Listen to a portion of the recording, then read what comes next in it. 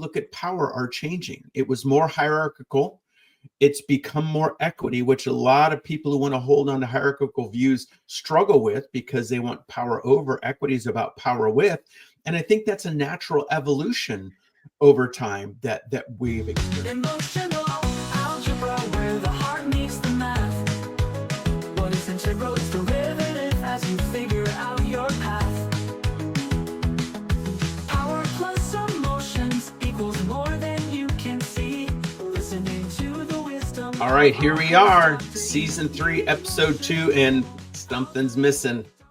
I know it's Andrew. Andrew's living the life, doing his projects and things. As we said, it was great to have him, but now it's time for a different part of our journey. So here we go with my first episode running the show solo. I have a great guest here today. I appreciate you all tuning in. And again, so we are going to be talking about the concept of confidence today. And, I see confidence as it's a love-based emotion as I see it. It's there to let us know when we feel good about things we can do. I say pride feels good about who we are and ourselves, and that those are both love-based emotions as I talk about those love, fear, and pain-based emotions. We have an author today that I'm bringing in. I will read through her bio before we get started here. So her name's Simone Knego. She's an international speaker, award-winning author, and an empowerment coach. We all talk about empowerment here, don't we? So we're going to have a great talk today on that. She helps women overcome self-doubt and lead purpose-driven lives. She's the best-selling author of The Extraordinary Unordinary You, and a co-host of a top 5% podcast she does with her daughter, which sounds so amazing, Her Unshakable Confidence. She shares stories and strategies that inspire growth, resilience, and authenticity. Her signature REAL method, which we will be talking about, offers a practical framework for building lasting confidence inside and out. So let's go ahead and bring her in and welcome her to Emotional Algebra with Dr. E. So thanks for being here, Simone. Thanks for having me here today. Yeah. So I wanted again, first talk about your podcast. It sounds like you've done some work on it. I understand you've been doing it for a few years.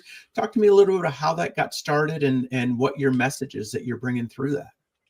So my daughter and I used to have just really fun conversations. And one day we said, what if we start recording them? So we actually started going on Instagram Live, and then we said, well, then it goes away. So let's actually create something that sticks.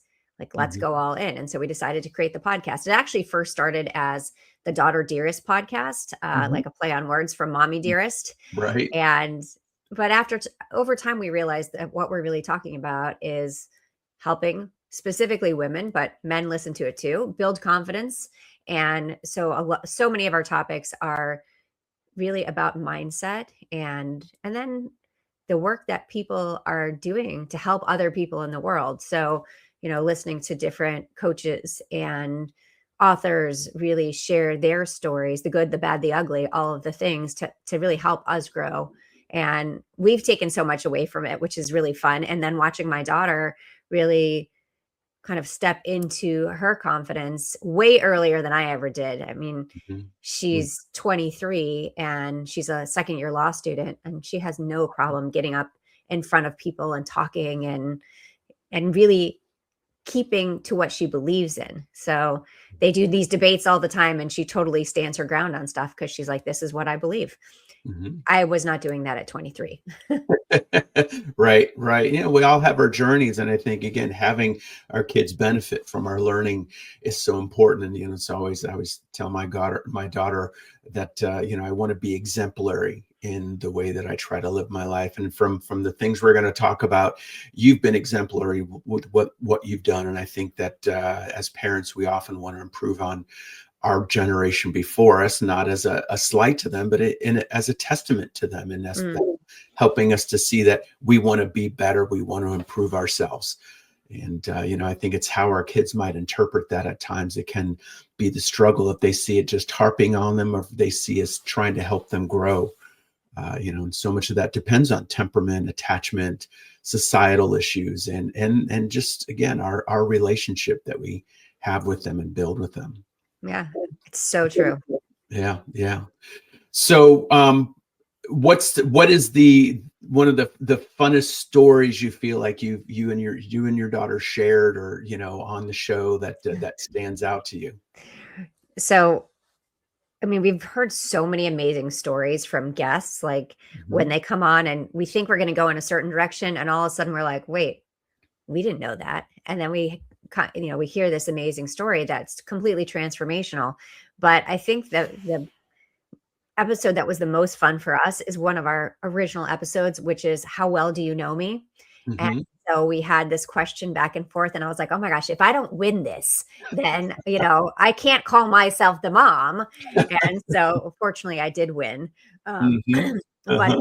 it was really funny, the questions that she was asking me and that I was asking her. Like it was like just great back and forth. And I feel that our relationship has grown so much because of the podcast. Now, as you know, I have 6 kids. I have one that is willing to do the podcast. My Mhm. my oldest daughter actually came on for one episode and she said, "Oh my gosh, I do not know why you guys like this. This is very stressful. You have to think on your feet way too fast. I do not ever want to do that again." So we got her for one episode, but that was it. And the rest of the kids are like, "That's for you and Olivia. We're not doing that." Yeah, yeah. Well, that's fun. It's nice that you're all willing to have them on, and that your older daughter had that experience. So Yeah. my daughter did a couple episodes with me, which was fun. It was really, and years ago, I used to do work for the Genius of Play, which I still have yet to do an episode on that, but it was an initiative of the Toy Association. And it was basically teaching the value of play and the power of play. Mm. And I used to do short videos for them, and she was like my interviewer. So she was the interviewer on me, and we'd have a great time No, doing that's fun. that.